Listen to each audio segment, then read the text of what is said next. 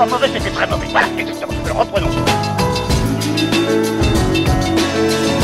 T'as pas une gueule de porte-bonheur.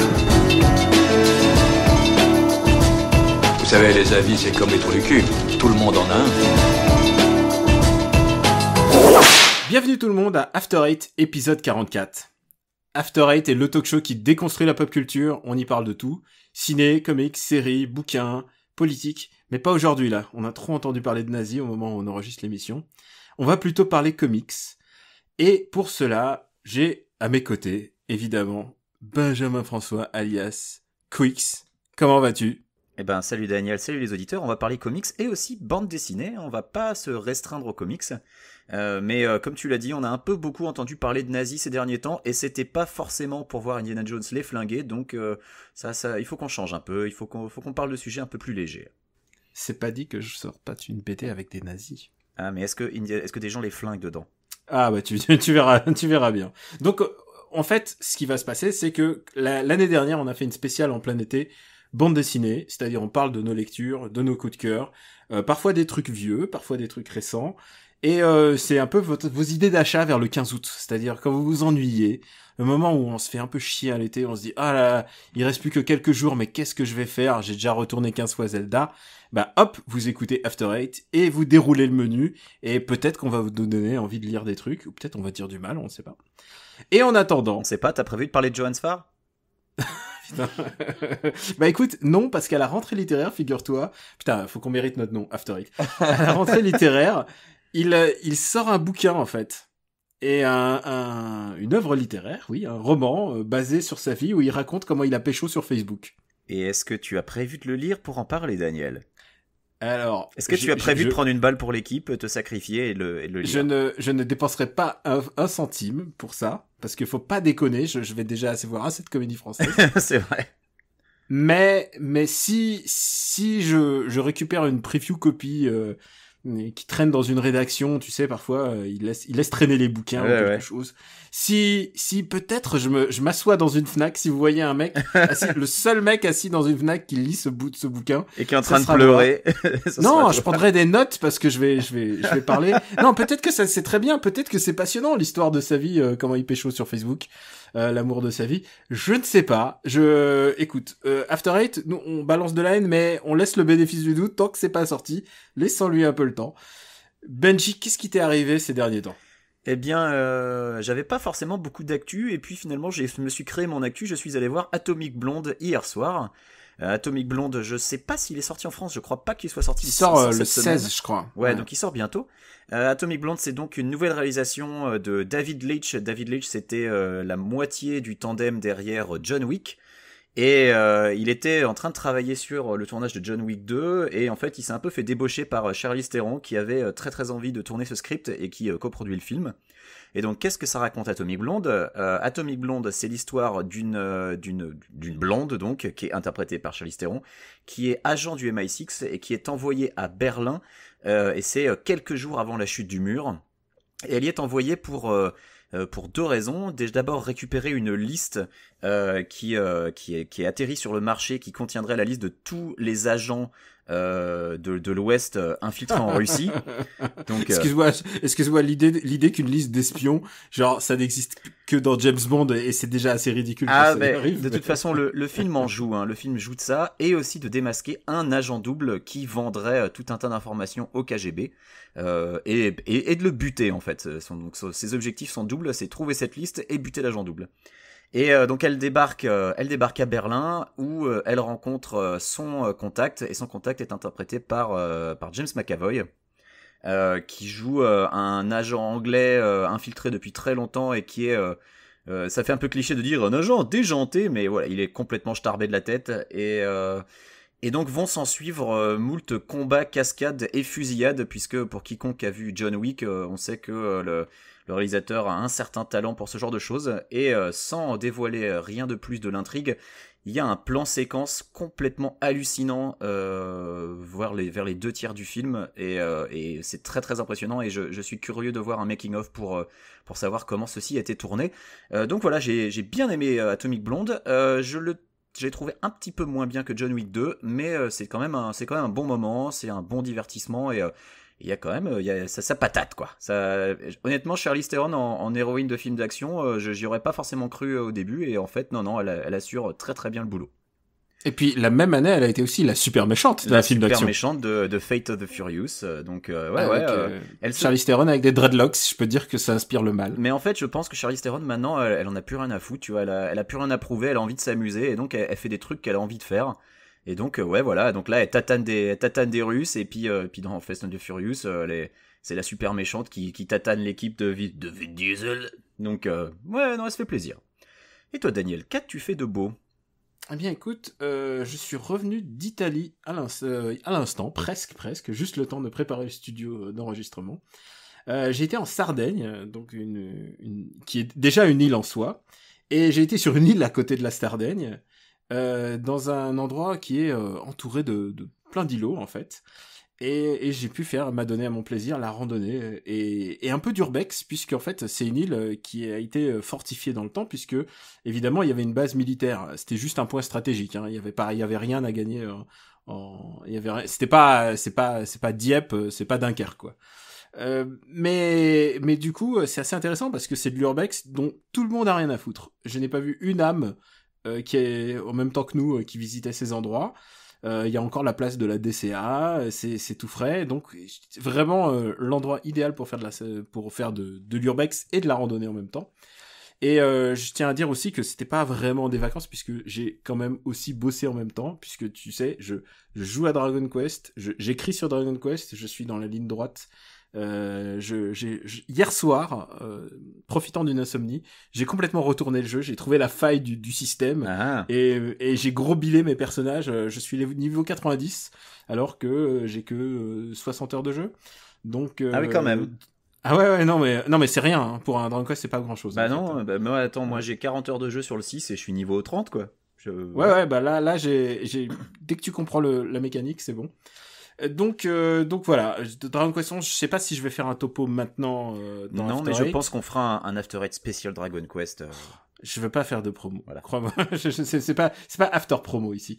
Mais en tout cas, je reparlerai de Dragon Quest. Sans doute, on va en parler dans Gaijin Dash avec mes comparses Greg et Puyo, puisque on est tous les trois à le faire en même temps. On est déjà deux à l'avoir fini. Et puis surtout, c'est la grosse actu japonaise, donc fatalement, ouais. on va passer par là. Je ne sais pas si je tourne un Gaijin Dash cette semaine. Peut-être que Puyo va m'écouter cette semaine et va se dire merde, j'aurais dû programmer une date pour l'enregistrer. Ouais, voilà. Donc Dragon Quest, je n'ai passé qu'une semaine avec Dragon Quest. Tu vois, tu reviens en Italie et puis t'es là à taper des trucs et tu prends des notes et c'est un peu spécial, mais voilà. Et si on passait à notre dossier du jour. Écoute, on a fait les news les plus rapides de l'histoire d'After Eight, mais ça compense avec la semaine dernière où on avait battu un record où ça avait duré 30 minutes. Donc oui, passons à notre sujet. Vous m'avez traité d'abruti ? Oui. Je pratique les arts martiaux, judo, aikido, karaté. La première chose qu'on nous apprend, c'est le contrôle.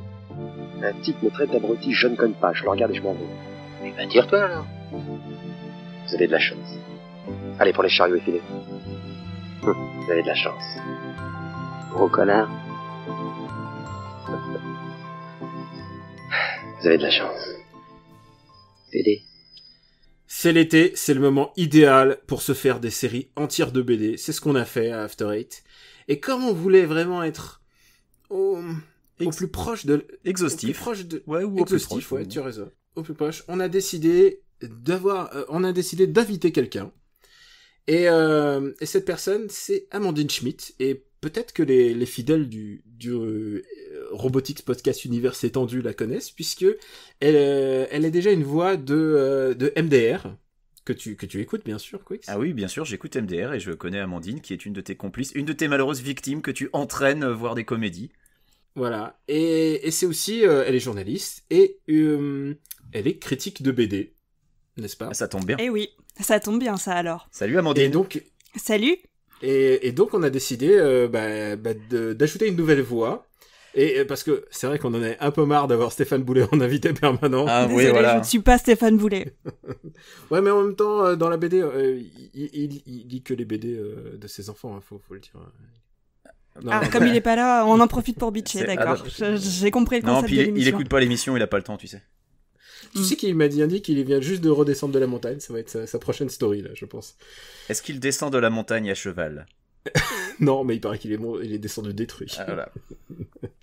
Et du coup, Quix, lance-toi. Quelle est la première BD dont tu veux parler? Alors, moi je vais parler essentiellement de comics, donc je compte sur vous pour remonter la pente côté franco-belge, pour rattraper le coup. Tu peux, je vais tu rêves. je vais commencer par du Batman, et oui, parce que pourquoi pas. On avait parlé il y a quelques mois lors de sa disparition de Darwin Cook, et donc je me suis un petit peu plongé dans l'œuvre de ce monsieur. Et Darwin Cook, il y a un TPB, donc un trade paperback, une édition reliée de comics parce qu'on dit toujours TPB, mais on n'a jamais expliqué ce que ça voulait dire. Donc voilà. C'est une édition reliée. C'est une édition reliée qui s'appelle Batman Ego and Other Tales. Et ça parle, en fait, c'est un peu trompeur parce que ça parle surtout de Catwoman, mais il y a quand même, ça s'ouvre sur une histoire de Batman. Et c'est une histoire de Batman qui assiste en fait à un suicide. C'est Batman qui poursuit un criminel qui en fait était complice du Joker, et le type se flingue devant lui en lui disant non mais de toute façon le Joker sait que je l'ai trahi et il finira bien par s'évader parce que t'as jamais été résolu à le buter. Et moi, j'ai pas envie que le Joker se fasse du mal à ma femme et mes enfants, donc je les ai butés moi-même. Et maintenant, et là, le type se flingue. Alors évidemment, Batman, ça lui fait un petit choc, et quand il rentre à la Batcave, il se retrouve en proie à des espèces de démons intérieurs, et son principal démon intérieur, bah, c'est Batman. Et donc tu as toute la dualité Bruce Wayne-Batman qui s'exprime, et c'est assez intéressant à lire en fait. Et donc, comme je disais, le volume relié est un peu mensonger en s'appelant Batman, puisque la principale histoire, et la plus longue, c'est une histoire de Catwoman. Et ça s'appelle Catwoman's Big Score, si je ne me trompe pas. Et c'est donc l'histoire de Selina Kyle, que tout le monde croit morte, et qui planifie un gros coup, comme le dit le titre, pour voler de l'argent à la mafia, donc à la famille Falcone, qui sont un peu des personnages habituels de l'univers de Catwoman. Ceux qui connaissent les origines de Catwoman sauront pourquoi. Et donc elle va cambrioler un train qui contient énormément d'argent, et pour ce faire, elle se lie avec deux personnages de l'univers de Darwin Cook. Mais je ne vais pas en dire beaucoup plus parce que c'est une histoire qui est super sympa, puisque les histoires de braco, c'est toujours sympathique quand c'est bien écrit. Et pour le coup, Catwoman sur un braco, ça passe tranquillou. Donc je recommande. Darwin Cook, il a beaucoup dessiné Catwoman. C'est lui qui a redessiné son costume actuel. Et tu fais bien de recommander. Commencer par Batman. Écoute, j'ai décidé de pas le faire pour une fois, parce que en fait, ce qui est intéressant dans Batman, tout au moins autant que le personnage, c'est tout le monde qui est autour. Catwoman. Combien de fois on a parlé de Gotham Central ici, ou de Mad Love, enfin tu vois, toutes ces séries qui montrent un angle différent autour de ces personnages. Qui gravitent autour de Batman via les personnages secondaires. Et donc voilà, je recommande donc chaudement Batman Ego and Other Tales. Il y a d'autres petites histoires plus courtes. C'est tout petit en plus comme volume. C'est 200 pages, grand max. Grand max. Ouais, grand max. Et sur les 200, Catwoman c'est 100 à peu près. Et puis tout le reste, l'histoire Ego, ça doit faire 50 pages. Et le reste, c'est des histoires courtes. Et il y en a des sympathiques, il y en a des anecdotiques. Voilà, tout n'est pas génial, mais globalement, ça reste un bon volume qui se laisse lire de fort belle manière. Eh bien, Amandine. Allez, Amandine. Oui, c'est mon tour. Allez, vas-y, lance-toi. Vas-y. Alors non, mais je sais que vous m'avez invité pour récupérer le coup au niveau franco-belge, mais je vais parler d'un comics. Oh là là là là. Donc ça part mal. Allez, vas-y. Alors je voulais recommander Chilling Adventures of Sabrina. Donc là on est dans un comics avec un high concept, puisque c'est une réinterprétation de la série Sabrina l'apprentie sorcière. Alors d'accord, c'était la série télé avec je ne sais plus c'était qui. Avec Melissa Joan Hart. C'est ça. Série télé dans les années 90 qui moi me plaisait beaucoup parce que Sabrina pouvait changer de tenue en claquant des doigts devant son miroir. Et j'adorais regarder ça en fait en rentrant du lycée ou du collège, je sais plus. Et donc du coup cette histoire a été reprise dans un comics et on n'est plus du tout dans le sitcom un peu marrant. Là on est dans l'horreur. Donc, c'est le dark reboot. C'est le dark reboot de Sabrina, voilà. Tu sais, moi j'avais tendance à dire que la série avait déjà presque un pied dans l'horreur avec ce chat empaillé qui parle que je trouvais archi creepy. Mais non, mais Salem, c'est le meilleur personnage de série de l'univers. C'était... Salem, il était hyper rigolo. Non, mais ce qui était marrant, c'est que des fois, t'avais les plans de loin où tu voyais un chat noir normal, et de près, c'était un animatronique tout pourri, quoi. Et de près, c'était le chat de l'enfer, quoi. Sans déconner, il était flippant, ce chat. Non, mais il est super sarcastique, il est génial. Et bonne nouvelle, il est dans le comics dont je viens de parler. Il est là. Donc ça reprend l'histoire de Sabrina avec tout ce qu'on connaît. Donc c'est une lycéenne qui est à moitié sorcière, à moitié mortelle. Elle est élevée par ses 2 tantes. Elle vit donc avec son chat, qui est pas un chat normal puisque c'est un humain qui a fait je sais plus quoi et qui est damné et qui est emprisonné dans le corps d'un chat. Et donc là, au lieu d'avoir des préoccupations un peu marrantes comme savoir avec qui elle va sortir au lycée, et ben en fait elle est sorcière vachement dark. Donc elle se demande si elle doit sortir avec son petit ami ou si elle doit aller à la cérémonie sataniste auquel elle est censée participer. Donc c'est ce genre de truc en fait, c'est vachement noir. Par exemple, ça nous refait toute la jeunesse de son enfance, et ses parents en fait finissent hyper mal. Sa mère est dans un hôpital psychiatrique hyper creepy. C'est que des trucs comme ça. Ah oui, bonne ambiance. Ouais, super ambiance. C'était quand même un sitcom. C'était pas une production Disney sitcom à la base. C'est possible. Oh là là. Alors je me rappelle qu'il y avait un guest de Britney Spears. Donc voilà, on était plus dans le côté pop et marrant et sucré, et là on arrive dans le côté super noir, super tendu. Il y a des morts, il y a du sang, c'est vraiment noir quoi.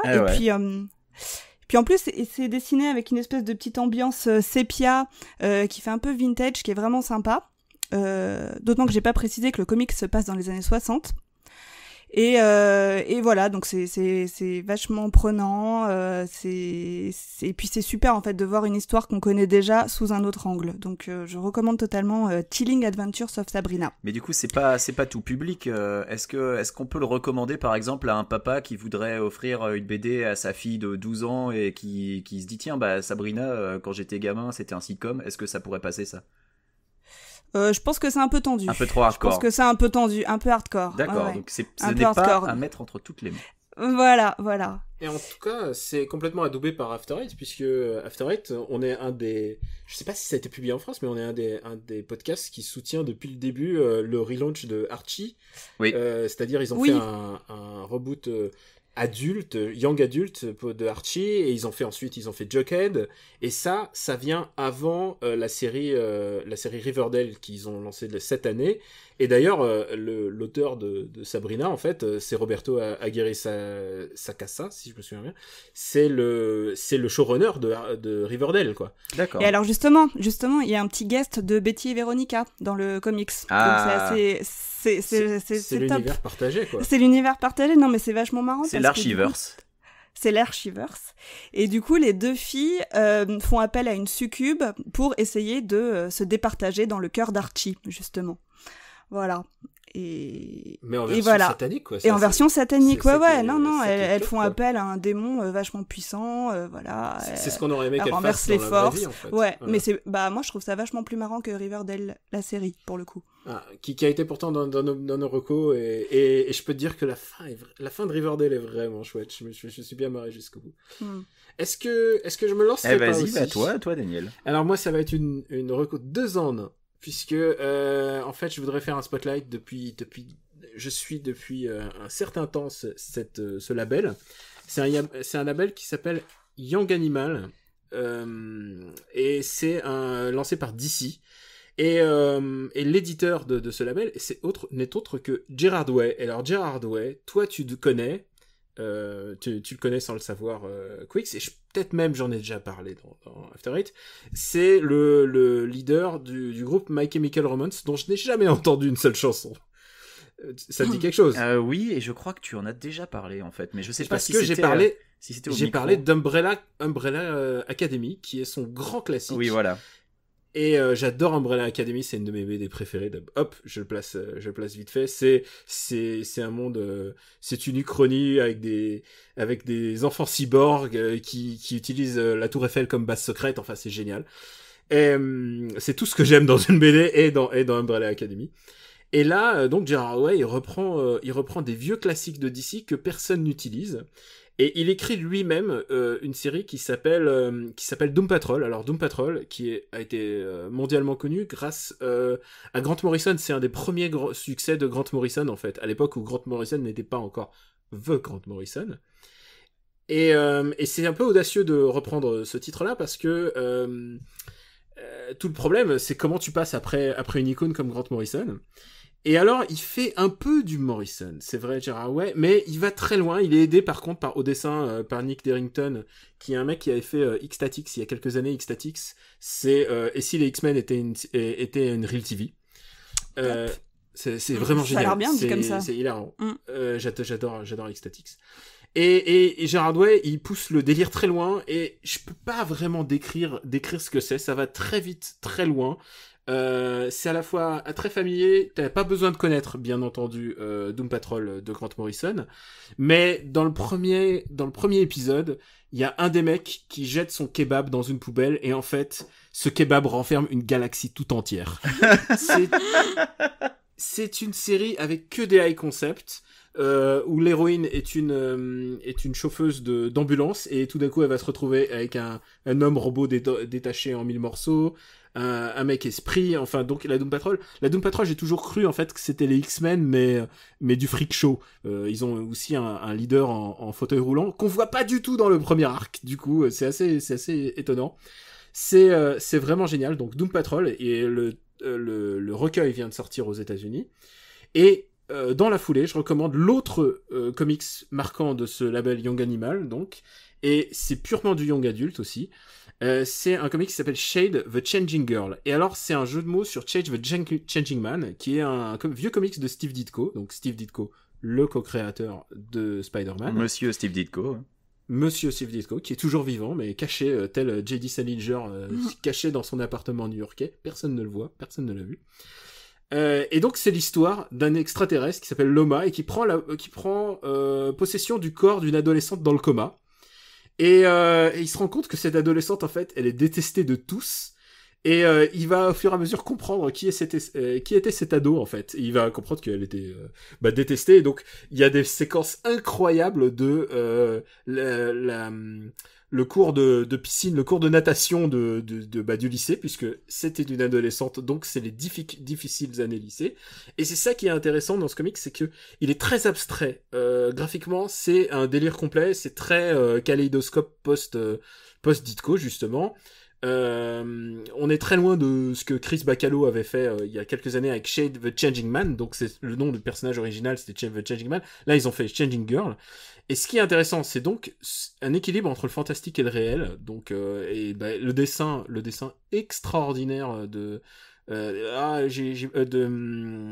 c'est Marley Zarkon. C'est Marley Zarkon au dessin, et Marguerite Sauvage, notre amie Marguerite Sauvage, une très talentueuse dessinatrice, a dessiné aussi un numéro. Et c'est écrit par Cécile Castellucci. Et ce qui est intéressant là-dedans, c'est que c'est le high concept de l'adolescente, de l'adolescence, c'est pourri, mais c'est une approche originale, puisque c'est une colère détournée, et c'est tellement expérimental que c'est encore plus barré que Doom Patrol. Et je rappelle, Doom Patrol, ça commence par un kebab qui fait exploser une galaxie. Ouais. C'est génial. C'est vraiment... là, je vous ai dit 2 comics. Mais il lui arrive quoi à cette fille? Parce que t'as dit qu'elle est dans le coma, mais il se passe quoi après? Maintenant, elle se réveille de son coma, et du coup, elle va découvrir ce que c'est que la vie adolescente d'une terrienne. Mais elle a des pouvoirs, du coup? Elle a des pouvoirs, elle peut... en changeant son manteau, elle peut prendre possession en changeant ses vêtements, elle peut prendre possession des autres corps, mais c'est pour ça qu'elle s'appelle The Changing Girl, alors. Voilà, c'est complètement barré, et c'est très expérimental, mais c'est aussi très émouvant. C'est une des meilleures séries c'est une des meilleures séries que j'ai lues de ces derniers temps sur l'adolescence, et je mets ma main à couper. J'avais gagné l'année dernière, je vous ai recommandé Vision. Vision a gagné énormément de prix cette année. Ils ont gagné des Eisner Awards à Vision.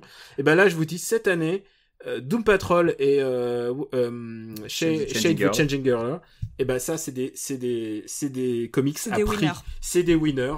C'est vraiment génial. Vous serez pas déçus. Très bien, bah écoute, je vais enchaîner. Alors je sais pas si je vais être aussi enthousiaste, mais je vais parler d'un comics que j'ai aussi énormément aimé. C'est l'œuvre de Jeff Lemire dont j'ai déjà parlé puisque j'ai déjà dit le plus grand bien de son Descender. Je vais parler de Black Hammer. Et qu'est-ce que c'est Black Hammer ? Black Hammer, c'est l'histoire d'un groupe de super-héros qui se retrouvent exilés dans une espèce dans une ferme, tout simplement. Suite à un combat contre une espèce d'entité interdimensionnelle qui ressemble un peu à Galactus. Et en fait, tous les super-héros qui sont dans Black Hammer ressemblent à d'autres héros connus. Il y a une petite fille qui ressemble un peu à la Miss Marvel de Marvel, sauf que son pouvoir est inspiré de Captain Marvel de DC. Il y a un personnage qui est martien qui peut changer de forme. Il est à mi-chemin dans le design entre Groot et le Martian Manhunter de DC. Il y a une sorcière carrément qui, elle, c'est une sorcière avec une peau verte et habillée comme une sorcière.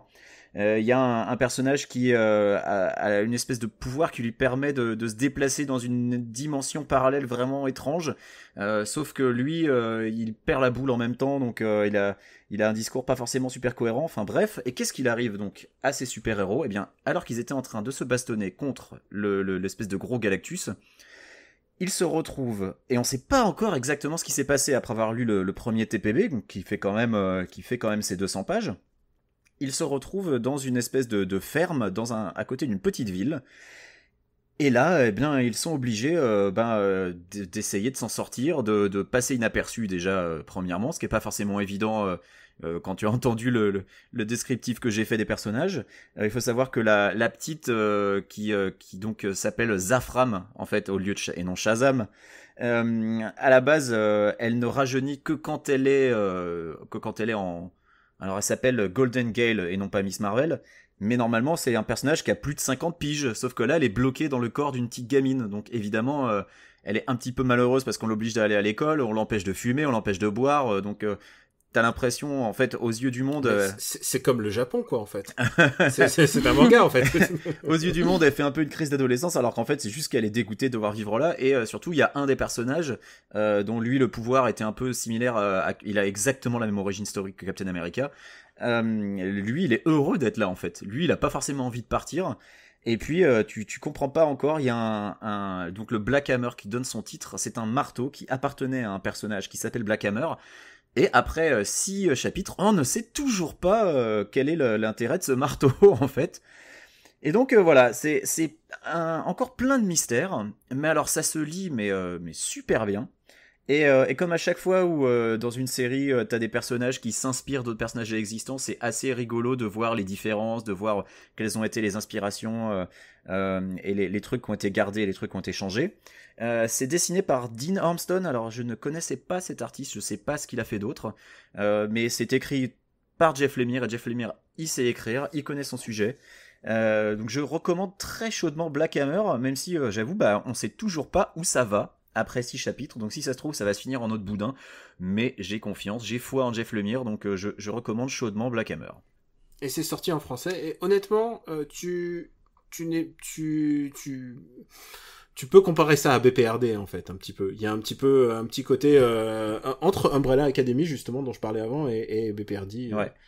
Un truc très très pop, très pop années 60s je dirais. Black Hammer a été adoubé par Mike Mignola, donc ça n'est pas voilà, rien. donc le lien de parenté est là. Voilà, exactement. Amandine. Ouais, moi je vais revenir sur des choses beaucoup plus terre à terre, parce que là on est dans les sorcières, les super-héros et tout. Mm-hmm.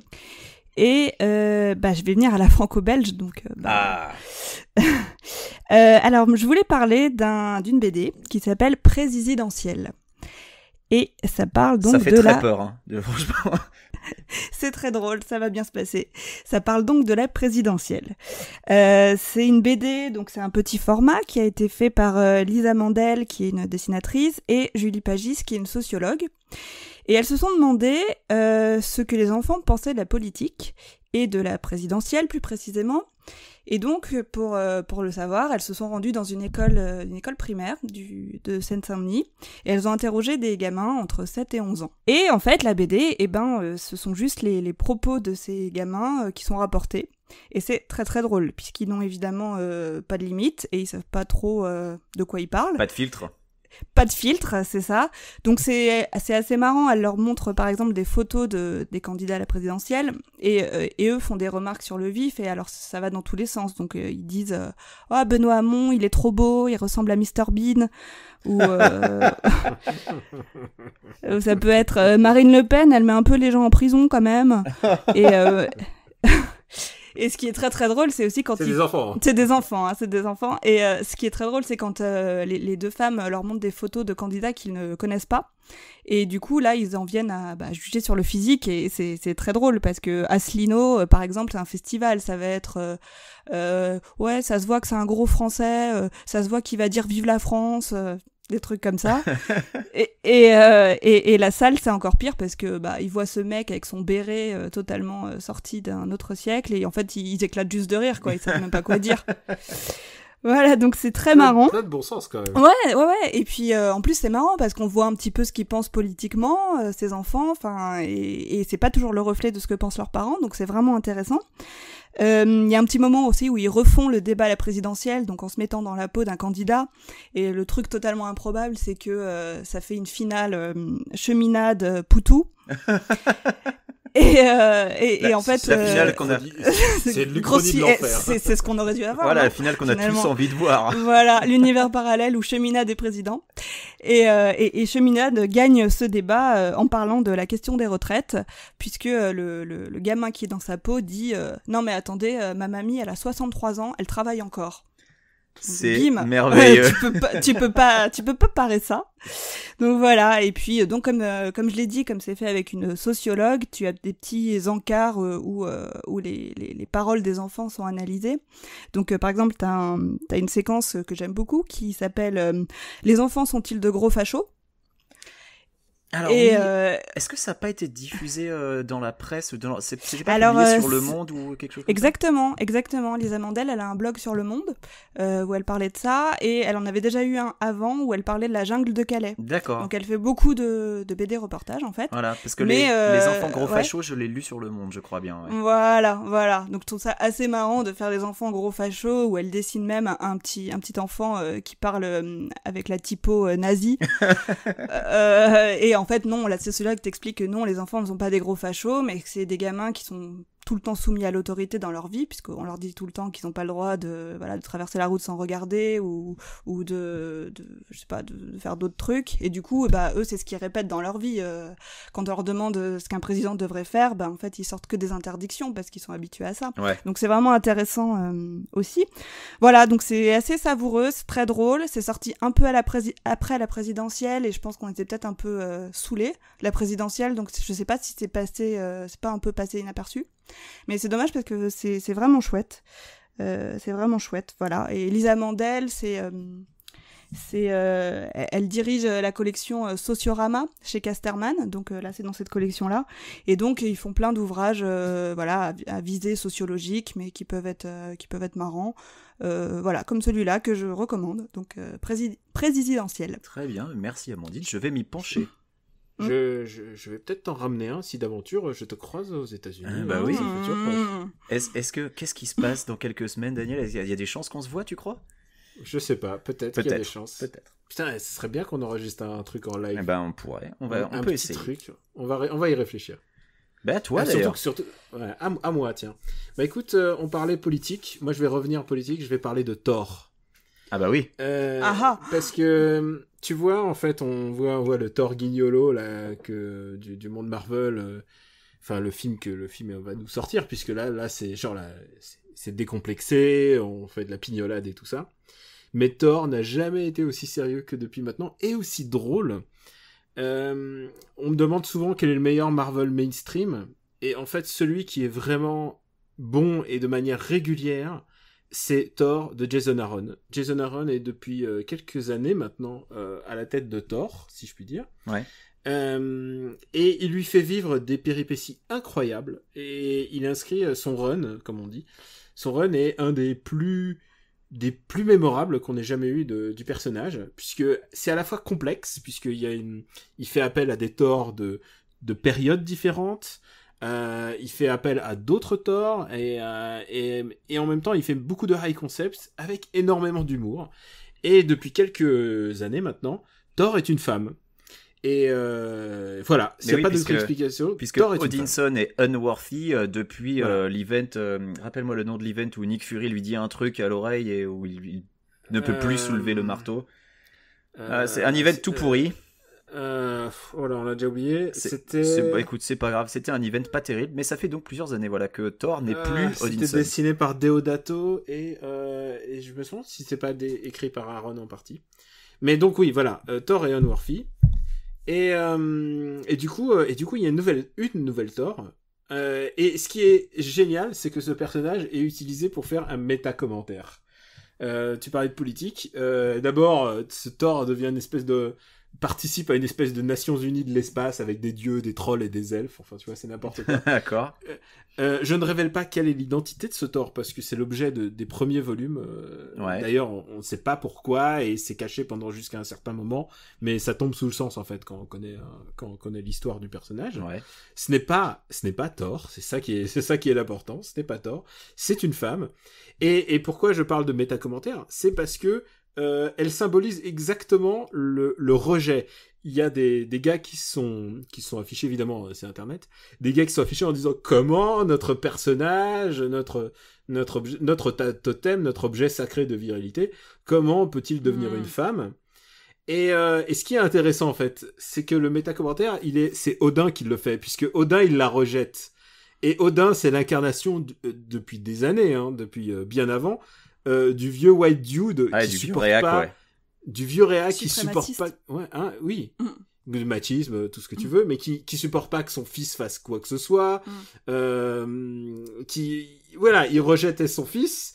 Et là, il est un turbo misogyne, un vieux connard misogyne. Un vieux con, quoi. Complètement un vieux con éternel, si je puis dire. Et ce qui est génial, c'est que Thor, donc cette nouvelle Thor, elle règle ses problèmes comme elle doit leur régler, c'est-à-dire elle les assomme avec son marteau, elle leur dégomme la face, et c'est absolument jouissif de voir Odin se faire défoncer par le marteau de Thor, et cette Thor qui se laisse pas démonter. Vraiment, c'est génial. Et en parallèle, donc, il y a eu Unworthy Thor, qui nous met en scène d'abord donc ce nouveau Thor aux cheveux courts, celui qu'on va découvrir bientôt dans le film, sous les traits de Chris Hemsworth. Et c'est dessiné. Alors, la série Thor est dessinée par Russell Dauterman et Unworthy Thor est dessiné par Olivier Coipel.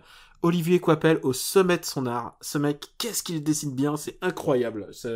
Et je dis pas ça juste par patriotisme ou parce que c'est un pote.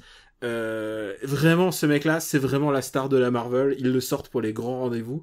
Et Unworthy Thor, c'est à se hurler de rire. C'est à hurler de rire. Et c'est ça qui est génial, c'est que parallèlement, on a une Thor qui a vraiment le panache, et lui qui est en pleine décadence. Il a perdu un bras, il est unworthy, il est rejeté, il est vraiment au bout de sa vie, et pourtant il essaye quand même d'être un peu héroïque. Et voilà, donc si vous voulez vraiment lire de la bonne came de super-héros en ce moment, c'est Thor, et c'est bien depuis le début, depuis le tout début du run de Jason Aaron. C'est dispo en français, et c'est vraiment de la vraie bonne came. Voilà, j'adore Thor. Tous les mois, s'il fallait que j'en choisisse un chez Marvel, je crois que je lirais Thor. Bah écoute, j'avais envie de lire Unworthy Thor depuis un moment. J'ai retrouvé le nom de l'event, c'était Original Sin. Rappelle-toi, cet Original event Sin. tout pourri. Putain, et pas tout pourri. J'ai pas du tout aimé Original Sin. Moi, le problème, c'est que ça faisait le Original Sin, c'est que ça disait adieu à Nick Fury tel que je le connaissais, c'est-à-dire le vieux borgne, pour mettre en place le Nick Fury du MCU, c'est-à-dire le jeune beau noir. Ouais. J'ai rien contre le jeune beau noir, mais c'est juste que mon Nick Fury, ça a toujours été un putain de borgne qui a fait la Seconde Guerre mondiale, quoi. J'avais une petite tendresse pour lui, et cet event, le transforme en vieux grigou, quoi. Et d'ailleurs, donc dans Original Sin, c'est donc Nick Fury qui dit un truc à l'oreille de Thor pour le rendre unworthy. Ouais. Est-ce que depuis on sait ce qu'il lui a dit? On sait, mais je vais pas te dire. D'accord, non, ne le dis pas, mais je veux savoir, c'est pour essayer de donner envie aux gens de lire Unworthy Thor. Est-ce qu'on l'apprend de Unworthy Thor ? On l'apprend dans Unworthy Thor. Très bien, et bien voilà, c'est tout ce qu'il me fallait. Et je sais que tu as lu Thors, donc l'événement qui se passait pendant Secret Wars. Pendant Secret Wars, et ben Unworthy Thor en parle. Unworthy Thor, c'est la suite logique de ce qui se passe dans Secret Wars. Formidable, Thor, on en avait déjà parlé. Thor, c'était ma série préférée tie-in de Secret Wars. Non, mais Jason Aaron, c'est vraiment systématiquement de la bonne cam. Il y a toujours quelque chose de bien chez lui. Ce mec-là, c'est vraiment un des meilleurs du mainstream en ce moment. Très bien. Écoute, c'est à moi. Oui, c'est à moi. Je vais parler d'un comic book que j'ai acheté après avoir entendu nos amis de Comics Outcast en dire le plus grand bien.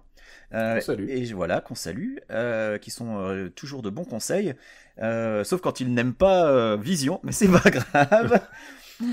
Tu sais quoi, on n'est pas obligé de tous aimer. Non, moi, tu mais sais à quel point j'adore Vision. Les goûts et les couleurs. Voilà. Bon, lisez Vision. Vision, c'est putain, s'il y a un comics à lire, putain, en ce moment, c'est Vision. Quoi. Ce qui était marrant, c'était leur unanimité contre Vision, alors que nous, on a plutôt bien aimé, mais bref. Ah non, mais c'est classique After Eight. Si je me souviens bien, ils étaient unanimes pour Moonshine, et ils ont bien raison, car Moonshine, c'est super bien. Alors, de quoi ça parle Moonshine ? Alors déjà, Moonshine, c'est écrit par Brian Azzarello, que les gens qui ont lu... qui lisent Batman connaissent déjà. Il fait Brian Azzarello, il a fait 100 Bullets, il a fait vraiment... oui, 100 Bullets, tout à fait. Voilà. Et c'est mise en image par Eduardo Risso, et alors, c'est là que c'est très intéressant. C'est son pote de toujours. Ouais. C'est lui qui travaille avec lui sur 100 Bullets et sur tous les autres, quoi. C'est vraiment la team un peu artsy de DC. Et le terme artsy n'est pas volé, puisque je sais pas si tu as lu Moonshine, mais Moonshine, j'ai lu les premiers. Ça se passe donc à l'époque de la Prohibition, et le dessin est fait d'énormes aplats de noir, c'est très sombre, avec toujours du crépuscule ou des scènes de nuit, il y a très peu de scènes de jour. Et alors déjà visuellement c'est magnifique, les dessins sont extraordinaires. Et Moonshine, qu'est-ce que ça raconte ? Ça démarre très simplement avec comme je le disais, ça se passe pendant la Prohibition, donc une histoire de distillerie illégale qui serait dans une espèce de forêt, dans un bled un peu plouc. Pour ceux qui ont vu Délivrance, vous imaginez un petit peu quoi. C'est un petit peu ça. Sauf que cette distillerie... C'est là où t'habites, hein. Non, c'est pas exactement là où j'habite. Donc cette distillerie, ce qu'elle a de particulier, c'est qu'elle produit un alcool. Alors, je sais plus s'il est précisé exactement ce que c'est comme type d'alcool, mais bref, c'est, on va dire, une sorte de... Je sais pas, c'est peut-être un whisky, j'en sais rien, mais quoi qu'il en soit, c'est un alcool qui est exceptionnel, qui est tellement bon que il arrive jusqu'aux oreilles d'un boss de la pègre new-yorkaise. Et le type envoie un de ses hommes de main pour essayer de monter un business avec le pecno de la campagne qui fait son truc dans son coin. Et ça ne va pas exactement se passer comme prévu, puisque notre homme de main va se retrouver en proie à ce qu'il pense être des hallucinations au début, et puis finalement peut-être que non. Il se retrouve face à des meurtres, puisque au tout début, on voit 3 agents du FBI se faire massacrer. Et tout simplement, ça vire à l'histoire de loup-garou, plus ou moins. Après avoir lu le premier TPB, on ne sait pas exactement pourquoi le loup-garou, d'où il vient, et quel est son intérêt. Mais l'histoire en elle-même est passionnante. C'est vraiment... très très très bien écrit, et surtout, mais c'est comme je disais, les dessins sont exceptionnels, et une fois qu'on a commencé à le lire, c'est impossible de le reposer. Moi je sais que je l'ai commencé, j'étais un peu fatigué, je me suis dit allez, quelques chapitres et puis dodo. Non, j'ai pas réussi à reposer le TPB avant de l'avoir fini, et maintenant j'ai vraiment hâte d'avoir la suite, parce que je veux comprendre qu'est-ce que c'est que ce loup-garou, et voilà, tout simplement, c'est vraiment génial. C'est mon coup de cœur du moment. C'est Moonshine, je le recommande chaudement. Je vais parler d'une BD qui est intéressante, qui a été publiée ces derniers temps, qui s'appelle Rolling Blackout. Et alors c'est de la BD reportage. J'en parle parce que donc c'est Sarah Glidden qui est derrière, et je pense que elle a un gros potentiel. Je pense que ça peut devenir la Guy Delisle de notre je sais pas, de notre siècle, de notre décennie. Non, donc c'est donc Sarah Glidden qui accompagne ses amis journalistes qui ont un collectif indépendant qui partent au Moyen-Orient enquêter sur les effets de la guerre en Irak. Donc c'est il y a quelques années et c'est assez bizarre à la lecture en fait parce que par exemple la Syrie est un pays stable, voilà, tout à fait normal, avec des écoles, des universités et qui accueille des réfugiés. Et donc dans cette BD, elle va rapporter très minutieusement le cas de différents réfugiés. Donc il y a des Iraniens en Turquie, il y a des Irakiens en Syrie. Voilà, il y a le cas d'un Kurde irakien qui a été réfugié en Iran, au Pakistan, puis aux États-Unis, mais par une espèce d'histoire rocambolesque, il a été mentionné dans les rapports du 11 septembre. Donc il est totalement expulsé des États-Unis à vie. Ouais. Et voilà, et donc il est dans une espèce d'entre-deux, il sait pas trop ce qu'il va devenir, il a perdu toute sa famille, enfin voilà, c'est que des cas comme ça qui sont rapportés les uns après les autres. Il y a des cas un peu en filigrane tout au long de la BD. Il y a notamment un mec qui s'appelle Dan et qui fait donc partie du voyage avec les journalistes. Et alors lui, c'est un vétéran qui a servi en Irak. Et donc il assiste à ça, aux conséquences de la guerre en Irak, et donc évidemment les journalistes qui sont partis avec lui, et avec qui il est pote, essayent à tout prix de le faire se confesser, et de lui faire dire qu'il regrette, voilà, ce que lui ne peut pas dire, et donc voilà, il y a une espèce de tension là-dessus. Donc c'est très bien fait, c'est très pédagogique, c'est peut-être même un peu trop pédagogique, parce que c'est une BD très très dense, c'est un espèce de pavé. Mais après, c'est très clair. Et puis en plus, Sarah Glidden, c'est sympa parce qu'elle se met en scène, mais elle raconte aussi les cas de conscience qu'elle peut avoir, elle, dans ce qu'elle peut montrer ou peut pas montrer. Elle montre aussi que les journalistes se trompent et les défis auxquels ils sont confrontés, et que c'est pas un boulot facile.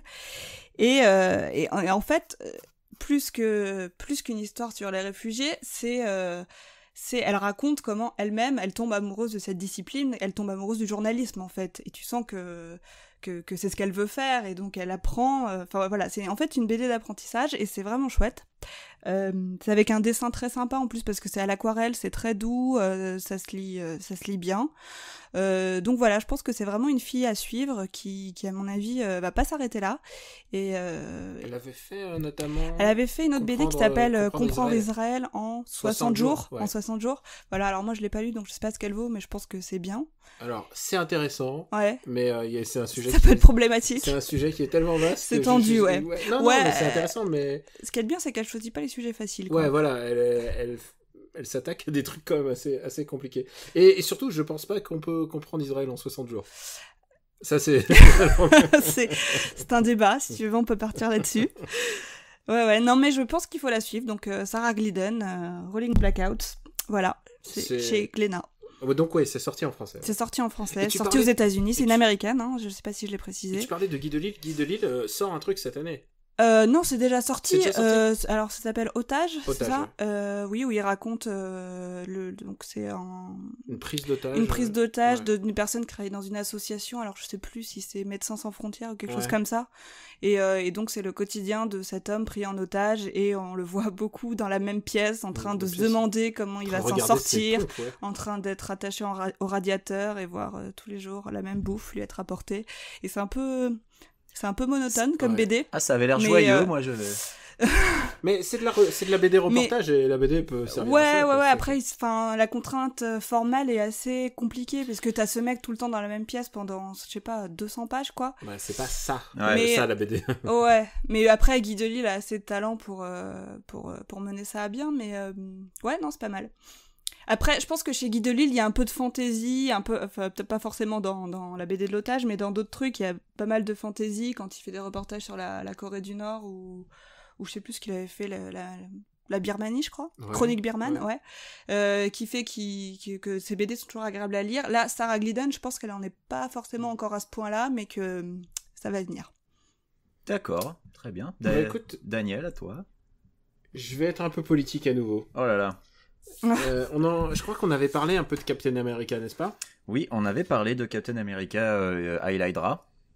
Eh ben écoute, je suis en plein dedans. Je suis dans Secret Empire et je comprends exactement pourquoi c'est une bande dessinée qui est un peu pas claustrophobique quoi, mais tu sens que les Américains, enfin qu'il y a un public aux États-Unis qui est pas du tout réceptif à ça, parce que donc on va le rappeler, à la suite d'un problème typique du monde Marvel, le passé de Captain America a été complètement réécrit, la réalité a été réécrite, et donc Captain America fait partie de Hydra depuis le début. Et donc c'est un agent dormant ça a été réécrit quoi. Sa réalité a été réécrite depuis qu'il est gamin. C'est un agent Hydra. Et au bout d'un moment, c'est le début de Secret Empire. Il dit fuck this, voilà, je suis Hydra, et il lance un plan général où il prend possession littéralement des États-Unis. C'est comme si, imagine, qu'il y a un être maléfique qui arrive à la tête du pays dans lequel tu résides, Quix. Ouais, je comprends pas. donc tu peux comprendre à quel point les gens se sentent, beaucoup d'Américains se sentent vraiment mal à l'aise, surtout que parallèlement, du coup ils arrêtent d'autres BD, tu vois, enfin ils pourraient, et donc ils préfèrent faire une BD où Steve Rogers est littéralement une espèce de nazi métaphorique, tu vois. Et Secret Empire en fait est pas mal pour un event Marvel, parce que tu sens que Nick Spencer en fait il contrôle un peu ce qu'il veut faire. Et il utilise énormément les personnages secondaires, en fait, du monde de Captain America. Il utilise bien le monde Marvel. Donc, ce qui se passe, le plan de Captain America, c'est qu'il bloque l'accès à l'espace. Il fait une espèce de mur invisible au-dessus de la Terre. C'est le patron du Shield, il peut tout faire. C'est le patron des armées. Il a tout le pouvoir. Il bloque tout New York, puisqu'il se dit, tous les gauchistes, tous les super-héros, ils sont new-yorkais, donc il bloque New York grâce à Blackout, c'est une stratégie qui a déjà été faite dans le monde Marvel dans les années 80 dans un comics que j'ai souvent recommandé, c'est Avengers, j'ai trop de mémoire. C'est des choses assez connues en fait, ce qu'il utilise comme méthode, mais du coup il isole complètement le monde Marvel du reste, tous les héros Marvel du reste du monde en fait. Et ce qui est intéressant, c'est que ce Captain America reste quand même un peu Captain America. Il est quand même très intelligent, ce qui fait de lui un adversaire très redoutable. Et du coup, il va passer des alliances avec tout le monde, des alliances plus ou moins forcées. C'est-à-dire, il va voir Namor, il va faire t'es mon pote, je t'adore Namor, mais non, en plus... puis Namor s'allie avec les nazis, ça l'a jamais dérangé. Oui, et ce qui est rigolo, c'est que il fait Namor, et en plus, si tu bouges je défonce tout ton royaume, et en plus Namor il passe pour un collabo s'il accepte. C'est ça qui est terrifiant. Et ce qui est intéressant, c'est que dans le monde Marvel, il y a aussi des mecs qui croient en Captain America parce qu'ils croient en Captain America. Thor fait partie de cela, le Unworthy Thor dont on parlait avant. Il se dit, c'est Captain America, je vais le suivre, c'est sans doute lui qui a raison. Et il y a des gens qui le suivent aussi par alliance, pour des raisons d'argent. C'est ça qui est intéressant, c'est que le monde Marvel est assez bien utilisé. Captain America, l'autre Captain America, donc Falcon est devenu, Sam Wilson est devenu le Captain America aussi. Et lui, il a une vraie crise de conscience, parce que lui, au contraire, il mène des luttes pour les minorités. Et du coup, il essaye de faire passer, il s'organise pour faire passer les gens en zone libre, tu vois. Ouais. Puisqu'il y a une résistance qui s'organise. Et du coup, dans les gentils, il y a ceux qui vont vouloir s'infiltrer chez Hydra. Et pour s'infiltrer chez Hydra, c'est comme dans une secte, comme dans un parti politique, tu t'inscris à l'entrée, quoi. Et du coup, ils envoient les enfants pour s'inscrire, les enfants du monde Marvel, c'est-à-dire ceux qu'on connaît, les Champions, en ce moment, c'est l'équipe des enfants. Donc il y a un Spider-Man, le plus jeune, il y a la fille de Vision, il y a le nouveau Hulk, enfin vraiment, c'est les petits garçons et les petites filles, mais il les envoie s'infiltrer là-dedans. Il y a une manière de dispatcher l'action qui est assez intéressante en fait. Sharon Carter, elle est faite prisonnière. Il y en a qui sont prisonniers. Il y a des exécutions, et c'est ça qui est un peu dramatique, c'est que Captain America a fait des exécutions. Les X-Men, ils sont traités, on dit, on leur accorde un territoire, mais ils sont traités comme une province autonome. Mais évidemment, c'est les X-Men les plus borderline qui dirigent ce pays. Et évidemment, Black Panther, évidemment, lui, il est badass. Il dit non, moi, mon pays ne s'alliera pas avec ces connards. Ouais. Et peut-être qu'il va en payer le prix. C'est ça qui est intéressant, c'est que les cartes sont complètement redistribuées. Tu peux pas vraiment t'attendre à quoi que ce soit, à part que, évidemment, Captain America un jour va redevenir gentil d'un claquement de doigts, parce que c'est ça les comics, c'est qu'ils ils reviennent au statu quo. Mais ce qui est intéressant, c'est de voir comment les gens sont mis face à le meilleur d'entre eux est littéralement devenu le démon ultime. Et il y en a parmi ses amis qui disent il faut le tuer, parce que Captain America, c'est ce qu'il voudrait. Il voudrait pas devenir une espèce de maître du mal. Et par exemple, Black Widow veut l'exécuter, parce que c'est une espionne, elle pense rationnellement, et elle se dit il faut l'éloigner le plus vite possible du pouvoir. Et puis il y a Iron Man, enfin il y a vraiment, ils y sont tous là-dedans. C'est assez chouette. Le problème, c'est que le dessin est très inégal. Ils ont 3 dessinateurs au moins. Ils ont Daniel Acuna, ils ont Andrea Sorrentino. Et Sorrentino, il a un vrai beau dessin, mais il est pas très bon pour faire ce qu'on appelle les team books, quoi, pour faire des BD avec des milliards de personnages. C'est pas vraiment sa came. Ça aurait peut-être mérité un mec comme John Romita Jr., mais le problème, c'est que John Romita Jr., il est parti chez DC. Ah oui, c'est un problème. Donc la prochaine fois on parlera des comics d'ici. Voilà, j'ai lu Secret Empire. Voilà mon impression à 2 numéros de la fin. Voilà. Écoute, j'en ai. Ça va un peu vite sur la fin. Je peux te dire. Écoute, j'en ai un petit dernier. Si on a encore du temps Allez. pour un petit dernier. Puisque tout de suite les mini recos de BD. Ouais, mais là ça va être à moitié une reco, parce que j'ai pas été forcément super méga emballé, mais je voulais en parler quand même, puisque j'ai dit au tout début que je m'étais un peu plongé dans Darwyn Cooke après l'éloge que tu avais fait de lui quand il nous a quittés, et je me suis penché sur The Twilight Children, qui n'est pas écrit par Darwyn Cooke, mais uniquement mis en image par Darwyn Cooke. C'est écrit par Gilbert Hernandez. J'adore. C'est vrai. Il faut pas me parler des frères Hernandez, je les adore. Ils ont fait Love and Rockets, qui est la plus belle œuvre de BD de l'univers. Bon, alors, écoute. Donc fais attention à ce que tu dis. Écoute, Twilight Children, c'est le comics que j'ai voulu adorer, et honnêtement, au début, j'ai cru que j'allais vraiment trouver ça super chouette. Mais mon principal problème, c'est que ça se termine en eau de boudin complet. The Twilight Children, c'est l'histoire d'un petit village côtier. Et t'as 3 enfants qui jouent sur la plage, et apparaît une espèce de sphère lumineuse.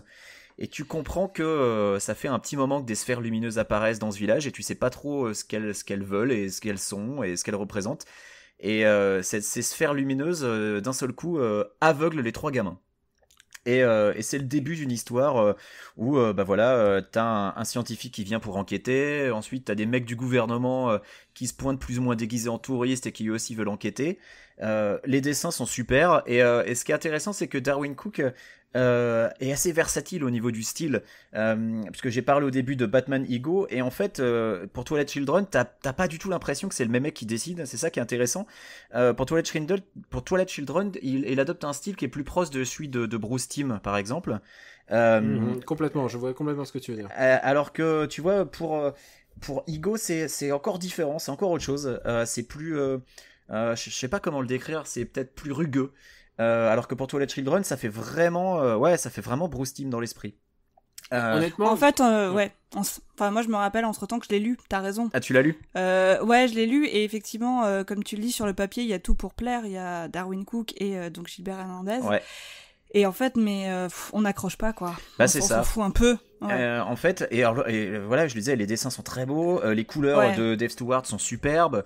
Enfin, franchement, j'ai tourné les pages, je me dis, bon, alors, vas-y, quand est-ce que ça commence, quoi ? C'est ça, c'est exactement ça, ouais. Et ça, je suis d'accord avec toi. Et quand ça se termine, t'es là, genre, ah, tout ça pour ça, ok, d'accord. Et voilà, donc c'est une petite déception, et j'en suis le premier malheureux, puisque j'avais vraiment très très envie d'aimer. Mais c'est quand même un objet curieux, ça se lit assez vite, ça coûte pas très cher, donc si vous êtes fan du trait de Darwyn Cooke et de Bruce Timm, puisque c'est vraiment à celui-là que ça me fait penser, je vous conseille quand même de jeter un œil dessus.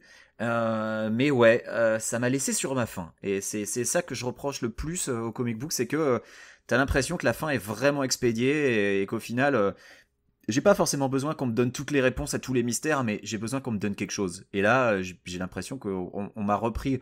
En fait, on m'a tendu un plat qui avait l'air super appétissant. Je me suis hypé tout seul. J'avais envie de mordre dedans et on me l'a retiré avant que j'ai pu en prendre une bouchée. Ouais. En y repensant, quand je l'ai lu à l'époque, ça m'a fait penser à un pilote d'une série en fait, et t'as l'impression qu'il va avoir d'autres épisodes. Et Ouais, ça voilà, s'arrête ouais. là. C'est un peu Lost, Ouais. qui ferait qu'un épisode, quoi.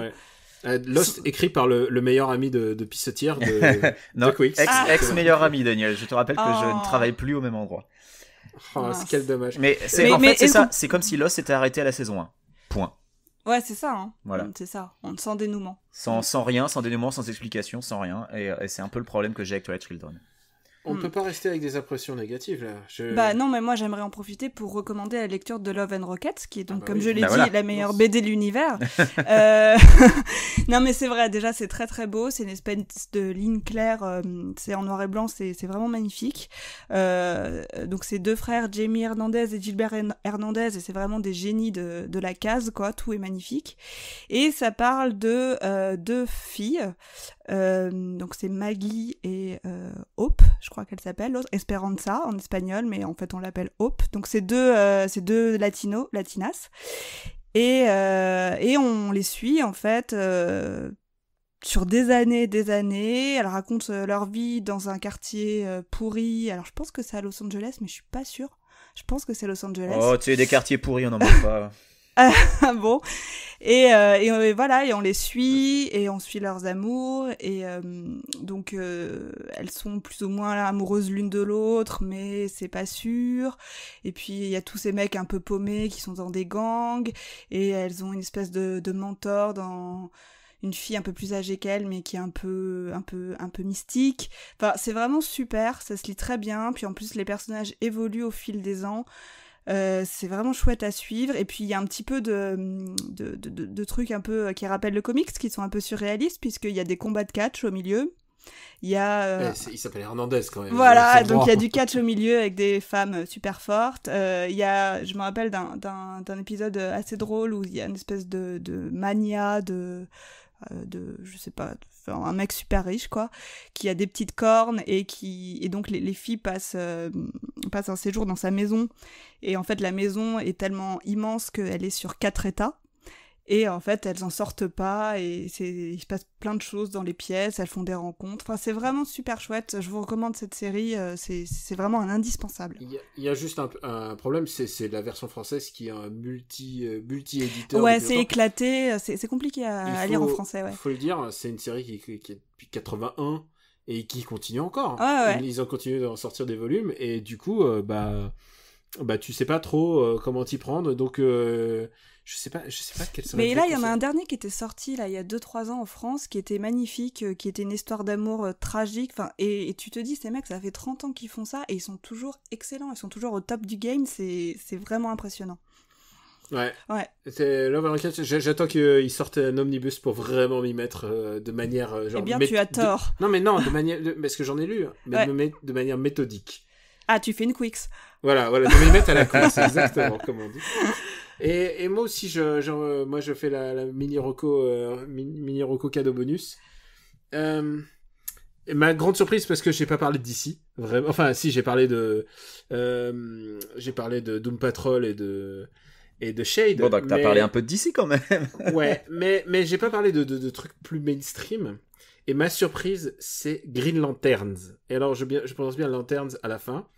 Parce que c'est plusieurs lanternes, et c'est pas Hal Jordan. Hal Jordan, d'ailleurs, il faut le dire, c'est quand même un personnage passablement ennuyeux, surtout aujourd'hui.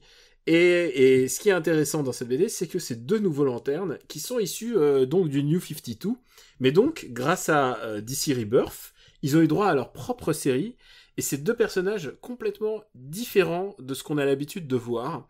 Ils ont très mal commencé. À ma gauche, il y a Jessica Cruz. Jessica Cruz, elle a commencé en étant prisonnière d'une bague, d'une lanterne. Littéralement, c'est la bague qui contrôlait la fille et pas l'inverse. Et la bague était maléfique.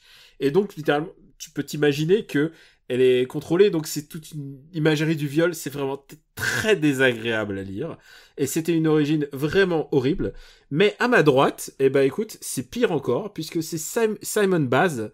Baz est musulman, et la première fois qu'on le voit dans le monde d'ici, c'est pas comme un Green Lantern, mais c'est parce qu'il a volé une voiture, et il est arrêté pour terrorisme.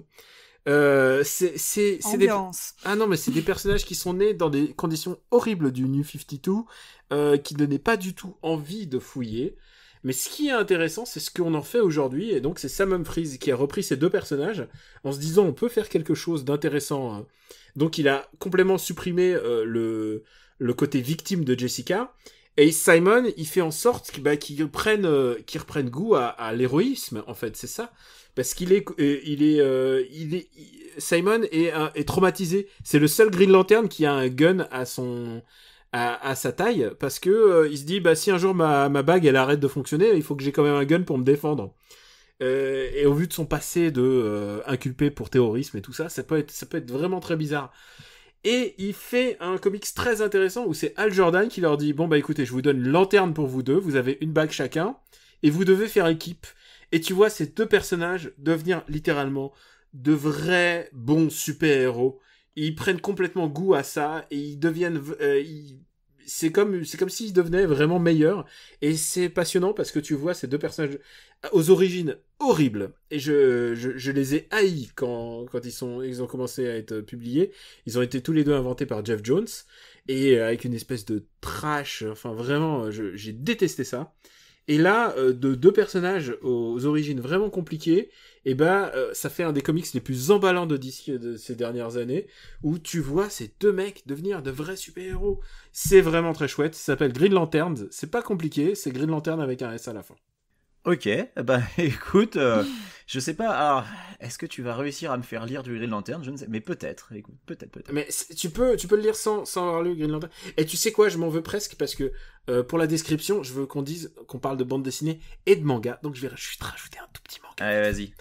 Et alors, disclaimer, c'est un manga édité par quelqu'un qu'on connaît, qui s'appelle Grégoire Hello, qui a une fois été invité de notre émission, un ami du show, comme on dit.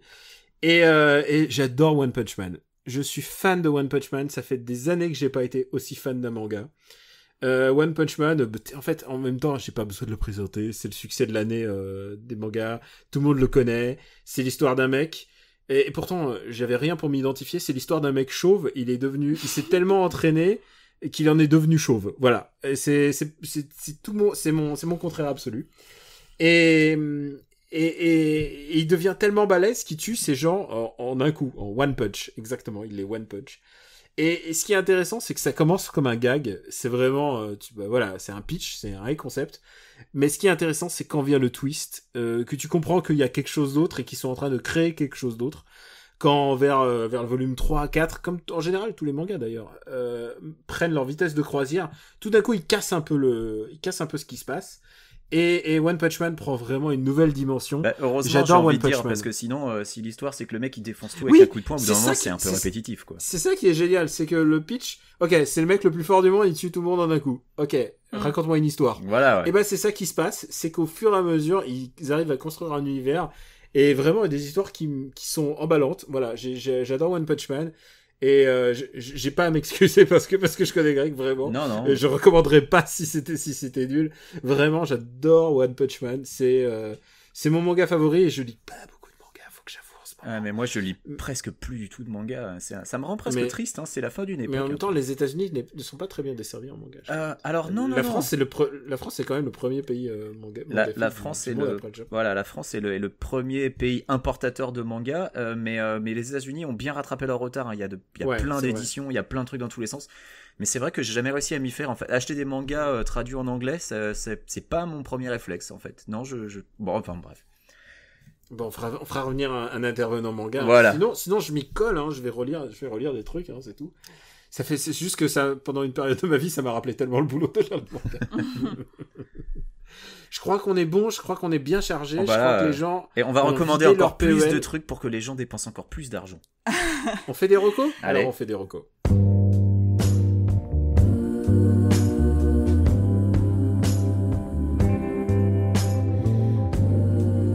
ta dernière chance de laisser tomber. Tu déconnes? On est à 5 contre 1. C'est 3 contre 1. Et comment tu comptes? Une fois que j'ai éliminé le chef, c'est-à-dire toi, je devrais me faire un ou deux de tes copains gonflés à bloc. Les 2 derniers, ils se tirent toujours. Rappelle-toi, c'est toi qui l'as voulu. After Eight, vous le savez, c'est un titre trompeur parce qu'à la fin, on balance nos recommandations, mais ça me fait bizarre de dire ça après avoir passé 1 heure à recommander des bandes dessinées. Pas vrai, les gars? Bah, Si. les gars, ouais. Je pense que les gens... Les gars, les amants. Oui, j'ai répondu du coup. Je pense que les gens ont une liste jusqu'à Noël. Voilà, ils ont de quoi faire. Ouais. Oui, c'est vrai, et en plus, il faudra faire nos best-of de l'année, il faut qu'on en garde sous la pédale. Amandine, est-ce que tu veux commencer, puisque tu vas nous balancer une recommandation? Mais oui. avec plaisir, je vais parler de ma passion, de mon obsession actuelle. Je vais parler de Terrace House. Terrace House, le show qui va vous faire aimer la télé-réalité. Vaste en programme. sachant que pour moi, Koh-Lanta n'est pas de la télé-réalité, bien sûr. On parle pas de Koh-Lanta. D'accord. Non, c'est l'anti-Koh-Lanta pour le coup, ça n'a rien à voir avec Koh-Lanta. Donc Terrace House, la saison s'appelle Boys and Girls in the City, c'est sur Netflix.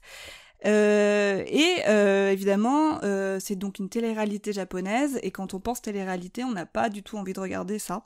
Pas du tout envie de regarder une télé-réalité. On est épuisé par 15 ans de télé-réalité hyper nulle.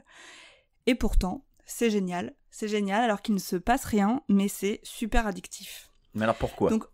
Alors pourquoi? Eh bien parce que avec des tout petits éléments, Terrace House réinvente complètement le principe de la télé-réalité. Donc il y a 2-3 trucs qui ont changé. Donc bon, pour ce qui est pareil, c'est que on a 3 garçons, 3 filles qui sont tous très attirants, qui sont dans une grande maison à Tokyo donc. Et par contre, ils ont tout à fait le droit de sortir. Ils peuvent quitter la maison quand ils veulent. D'accord. Ils ont même des voitures à disposition, donc aucun problème. Donc ils sortent, il y a des sorties, on voit des paysages au Japon, c'est très très beau. Et ils continuent de travailler. Donc ils gardent leur emploi, donc ils sortent, ils vont travailler, ils reviennent ou ils reviennent pas selon la charge de boulot, selon... D'accord, peu donc importe. déjà, en fait, ils sont... Déjà, ça te garantit que ça sera pas des candidats branleurs qui peuvent se permettre de prendre 3 mois. C'est déjà une différence, ouais. Même s'il y en a peut-être un qui est comme ça. Mais non. Donc en fait, c'est des gens qui travaillent, qui vont au boulot et qui sont juste colocataires. Et ce qui fait que les conversations sont très différentes puisque c'est pas leur seul intérêt d'aller se draguer en fait. Ils ont des objectifs quoi. Enfin, ils ont envie de réussir dans leur boulot et tout. Et l'autre truc un peu différent des autres téléréalités, c'est qu'ils sont pas du tout coupés du monde, du coup. Ils ont accès à leur téléphone portable, à Internet, à tout ce qu'ils veulent en permanence. Ils ont accès à Netflix, donc c'est très étrange parce que tu les vois se regarder parfois dans leur propre émission. Donc c'est vraiment super méta. Et en plus, ce qu'ils voient leur fait parfois changer de comportement dans la maison. Donc c'est... Genre ils mettent les freins sur des situations. Voilà, donc ils vont voir que je sais pas, une conversation s'est mal passée, du coup ils vont aller parler à la personne. Donc c'est très très étrange. Mais est-ce que comme dans les téléréalités auxquelles on est habitué nous, est-ce qu'il y a le montage parfois essaye de créer des situations ou est-ce que c'est un peu moins monté, est-ce que c'est moins écrit? Alors bon, ils te disent c'est pas scripté ni rien, après on n'en sait rien, mais je dirais que c'est l'inverse quand même parce que c'est pas du tout dans le sens où ils vont me faire monter la mayonnaise avec des situations où il se passe rien en fait. Non, c'est l'inverse, c'est que parfois ils vont pas te montrer des choses qui sont arrivées et c'est vraiment bizarre parce que t'as tous ces personnages qui sont en train de raconter un truc qui va être oui machin, elle s'est super énervée hier soir, elle a fait une crise parce qu'elle est rentrée bourrée et voilà. Et en fait, au lieu de te montrer cette scène qui avait l'air totalement explosive, ce sont les candidats qui te la racontent. D'accord. Donc c'est très bizarre. Toi, tu l'as pas vu. Toi, tu l'as pas vu et c'est pas du tout une émission qui va chercher à te montrer le conflit en fait. Au contraire, en fait, c'est très très calme, c'est très très apaisant. Ce sont des gens qui discutent très poliment entre eux et qui, quand ils ont un problème, ils en parlent très très très poliment, quoi, très gentiment. C'est le cliché qu'on a du Japon, en fait. C'est un peu le cliché qu'on a du Japon, tu vois, où t'as un mec qui dit « Je suis désolé de t'avoir heurté », et l'autre dit « Ah, je suis content que tu reconnaisses que tu m'as heurté. Oui, vraiment, cette situation me pesait. Ah, je suis content qu'on en ait parlé. » Voilà, donc c'est comme ça, et c'est très très zen, du coup, c'est très chouette de regarder ça. Il y a aussi un petit panel de commentateurs qui intervient au cours de l'émission, donc Je crois qu'ils interviennent 2 fois par émission ou 3. Donc on voit plus la maison, mais on voit d'un coup ces 6 commentateurs qui racontent ce qui se passe dans la maison et ils font des petites blagues et ils analysent la situation. C'est nous, quoi. C'est nous, en fait, c'est ça. C'est très marrant parce qu'en fait, cette émission te fournit les blagues que tu pourrais faire directement. Donc c'est des intervenants qui sont super drôles et tout. Il y a un petit rigolo de service. Il y a le gros dragueur. Il y a le gros dragueur.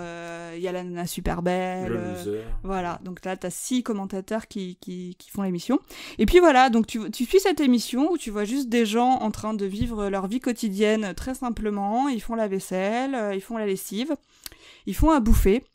Et la nourriture est une part très importante de Terrace House, puisque tout est filmé de très très près et tout donne très faim. Donc tout y passe, hein, le curry, les sushis, les pâtes bolognaises, et tout donne très faim. Et puis évidemment, la drague prend des heures et des heures, quoi. Enfin, des semaines et des semaines. Ça va être très gentil. Ouais, si tu regardes ce truc pour le sexe, tu fais de toute façon, le sexe, alors il y en a, mais il n'est pas montré. Parce qu'on n'est pas comme ça chez Terrace House. Oh, bah je sais pas si j'ai envie de regarder. non, mais du coup, ils mettent des semaines à se draguer, et c'est pas le truc où tu vas essayer d'embrasser quelqu'un comme ça, quoi. Ils vont faire une date. Est-ce que là aussi c'est le cliché japonais où c'est des grosses tanches au niveau drague, ou est-ce qu'il y a du game un peu? Alors ça dépend des personnages, parce qu'ils ont fait quand même un casting assez bien élaboré, où ils prennent pas mal de métis. Ce qui fait qu'il y en a qui ont des mœurs un peu plus cool, quoi. Voilà, donc il y a notamment le personnage de Harman, qui est un Irano-japonais et qui habite à Hawaï et qui donc est vachement cool et plus nonchalant et qui lui ose un peu plus aller draguer. Ah oui, lui il doit avoir du game, lui. Il a du game. Sans spoiler, quand tu le vois, tu te dis waouh, mais lui c'est l'alpha, il va toutes les pécho. Et c'est le Japon, c'est rien n'est moins sûr. Il faut pas oublier que c'est au Japon, ouais. Donc peut-être pas. Oui. Et non, voilà, donc c'est passionnant et c'est fou parce qu'il y a pas de gros événements, quoi, mais t'es totalement fasciné par ces gens. Et en plus, comme il se passe rien, tout le moindre micro-événement prend une ampleur dingue.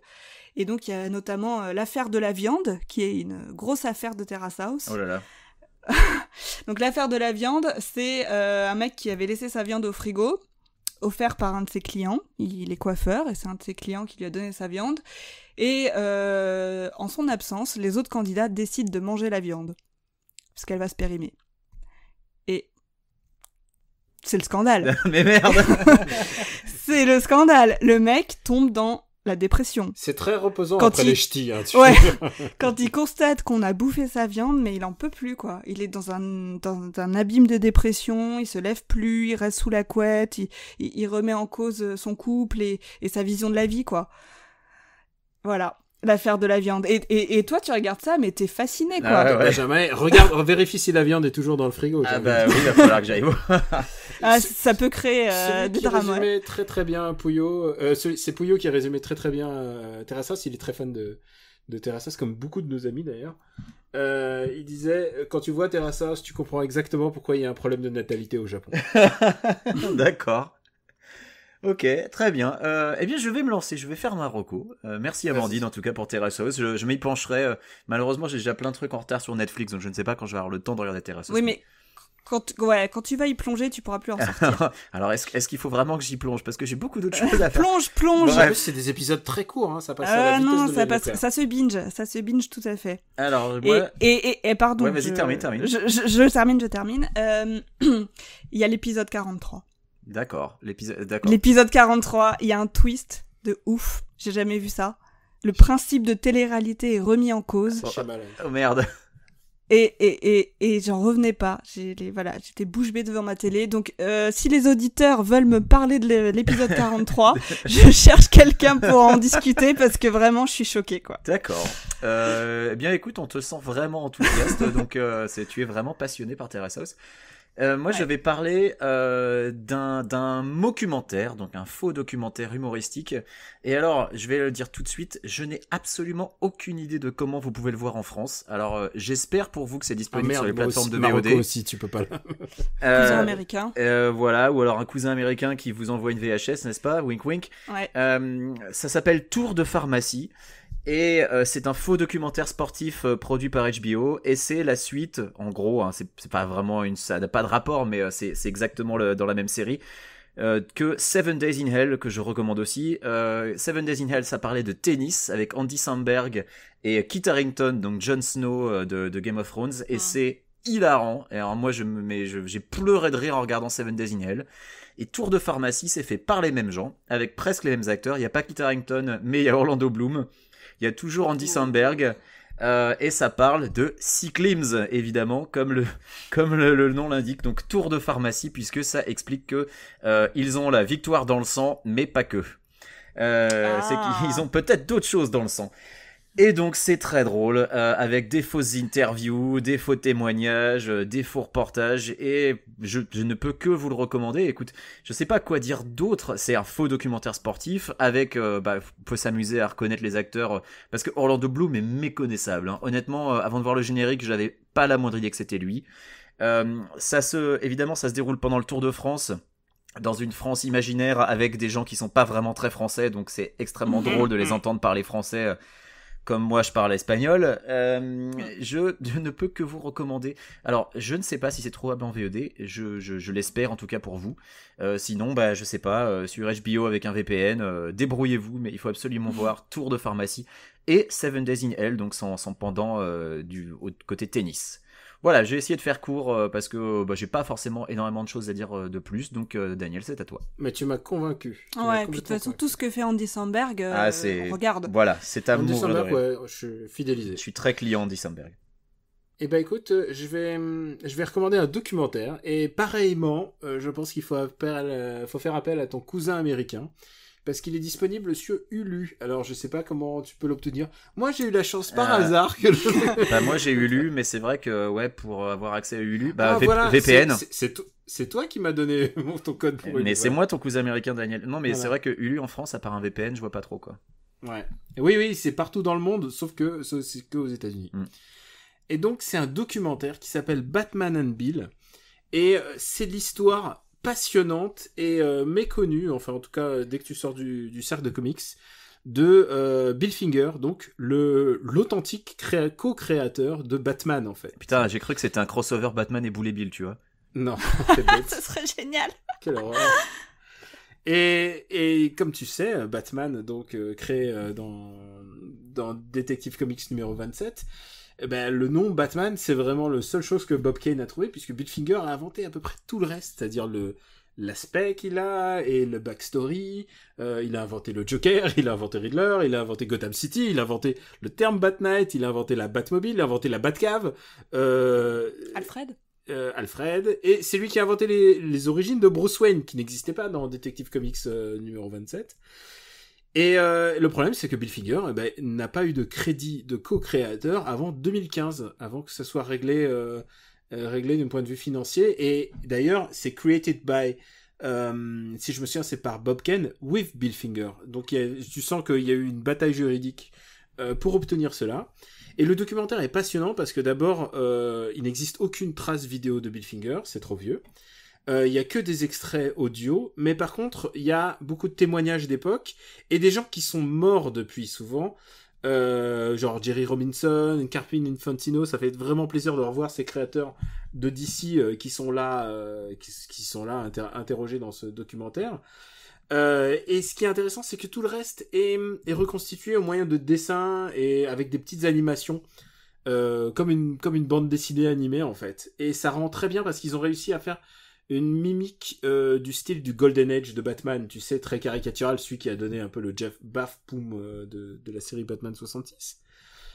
C'est vraiment très joli, et surtout, ça met en exergue la manière dont Bill Finger a été complètement spoilé par Bob Kane. Alors Bob Kane, d'habitude, j'ai l'habitude de dire que dans l'histoire Stan Lee et Jack Kirby, tout le monde dit ouais, Jack Kirby, c'est vrai, c'est lui le roi et Stan Lee a rien foutu. Je pense que la vérité est beaucoup plus au centre. Dans le cas de Batman, Bob Kane est une racleur de bidet. Et paix à son âme, mais c'est une racleur de bidet. Il s'est attribué tous les mérites, tout ça pour la thune. Il l'a jamais caché. Ça a toujours été une odieuse crapule, humainement parlant, ce qui n'est dans rien le fait que je ne l'aime pas. Et ce documentaire sert à rendre un peu justice à Bill Finger. Il est vraiment bien fait. Ils interrogent pas mal de gens, dont Kevin Smith, qu'on n'aime pas beaucoup ici, mais aussi de vrais gens qui s'y connaissent, comme Fred Van Lente, qui a écrit History of Comic Books, que j'adore. C'est une histoire des comic books, mais en bande dessinée. En plus, c'est un mec adorable et très très drôle. Il a écrit des comics que j'adore. Il y a Arlen Schumer, qui est un mec qui a écrit un bouquin sur le Silver Age du comic books, qui est un allumé complet, mais alors sur le Silver Age, il est incollable. C'est un mec absolument fascinant. Ouais, vraiment, Arlen Schumer, si vous avez l'occasion, Silver Age of Comic Books, un des meilleurs bouquins qui existent sur cette période-là. Donc voilà, ça s'appelle Batman and Bill. C'est vraiment un très très bon documentaire, et surtout il a le mérite de rendre justice, et puisque c'est ça un peu le propos de Batman, c'est pas la revanche, c'est la justice.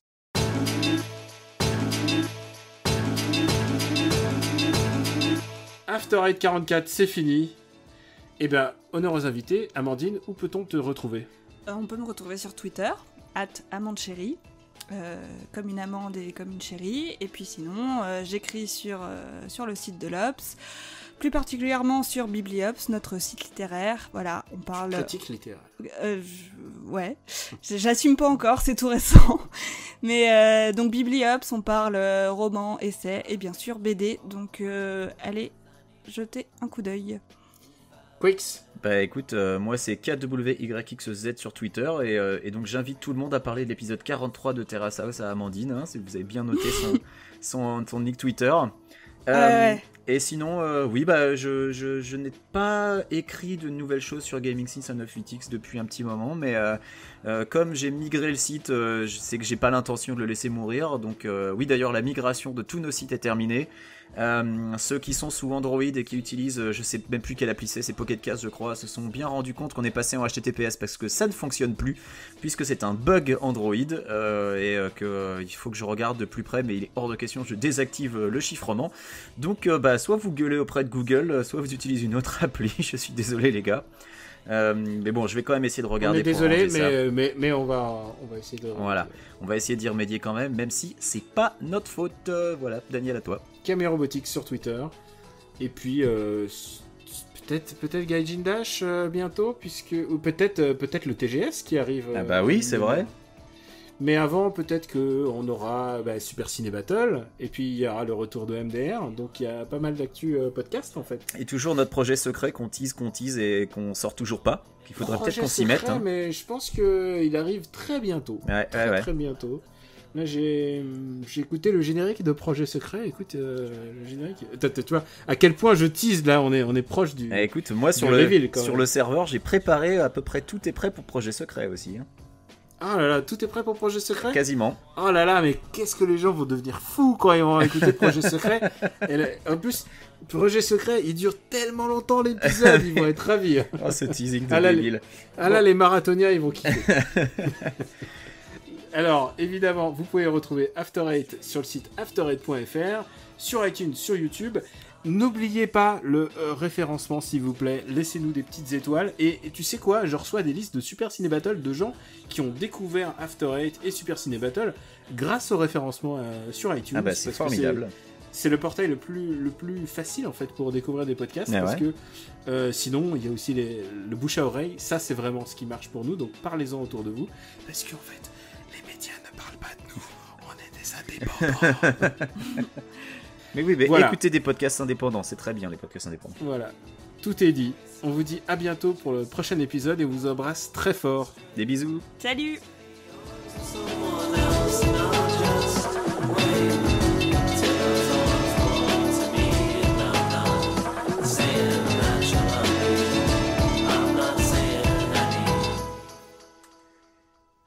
Et puis des bisous à leur PEL aussi, parce qu'avec tout ce qu'on a recommandé encore, à chaque fois, et tu sais qu'il y a des gens sur Twitter des fois qui me font putain, j'ai acheté ça, bon c'était trop bien, mais les mecs vous me coûtez cher quoi. Ouais, mais alors à ce moment-là, tu sais quoi, à ce moment-là, ils peuvent prendre en démat. Il est temps de prendre une commission. Mettre des liens affiliés Amazon. C'est ça. Ça, non, c'est moche. j'aime pas. Déjà, Ah, je sais. J'aime pas bien ça. va. J'aime pas ça. Non, non, c'est laid, déjà c'est vrai. un Patreon, ça serait déjà bien. Ouais, mais un Patreon, déjà, c'est toute une structure à mettre en place. Moi, déjà, Ouais. ça me fait chier. C'est pour ça que... C'est toi qui le feras. Hein. Ouais. C'est pour ça que je m'en charge. Mais ça sera bien fait. Ça sera éthique, éco-équitable. Éco-responsable aussi. Éco-responsable, éco-équitable. J'allais faire imprimer des tote bags parce que ce serait trop cool. Amandine, elle veut des tote bags. Et je suis sûre qu'on peut avoir des prix.